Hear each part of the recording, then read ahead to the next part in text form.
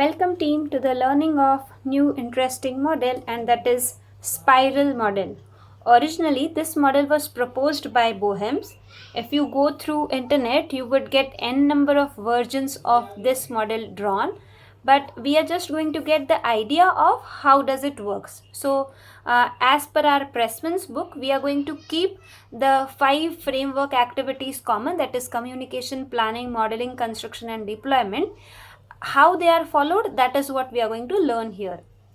It is said that when your management is demanding fixed budget development, the spiral can be a problem. So from this line you will understand that spiral model requires considerable amount of budget, because it is generally applied for large projects where a careful thought has to be given while doing the work.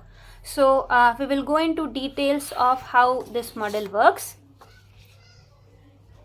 Okay, the spiral model is an evolutionary software process model that couples the iterative nature of prototyping with the controlled and systematic aspects of the waterfall model. So with waterfall model's discipline, we are following prototypes iterative nature and we are delivering prototypes whenever necessary to our customers. It has potential to rapidly develop more complete versions of the software.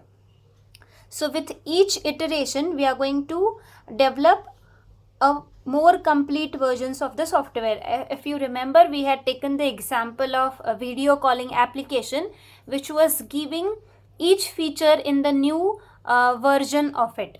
So this is how it works. This model is risk driven. So this is what is important here. As shown in diagram, risk is considered as each revolution is made. If you observe it, so for each phase risk is considered, as you can see it. So risk analysis is done everywhere. Using this model, software is developed in a series of evolutionary releases. So as we have seen it in increment model also, so in each step a more advanced functionality is released. In early stages, releases may be a prototype, and at later stages increasing functionality may be released. Now for each iteration, anchor point milestones, that which is a combination of work products and conditions, are obtained. So these milestones are helping us to measure the progress. Now during each pass, as team learns more and more, adjustments are done in project plan, cost and schedule. So continuous customer feedback is going to help the team to improve it. Spiral model can be adapted throughout the lifetime of software, that is during development as well as in the maintenance phase. So as I have already informed you, it is not happening in the industry that once you develop it and give it to your customer, your job is done. Your job actually begins after you deliver it to your customer. So this is how spiral model works. Advantages are software is produced early in the software life cycle. Because of this, customer is happy because we are having something to show to our customer, which is a prototype or maybe actual software. Risk handling is one important feature of the spiral model. It is good for large and complex projects. Customer satisfaction is achieved as requirements can be incorporated accurately at various phases. So we are not saying customer that we would not accept requirement. We are always welcoming the requirements following this model.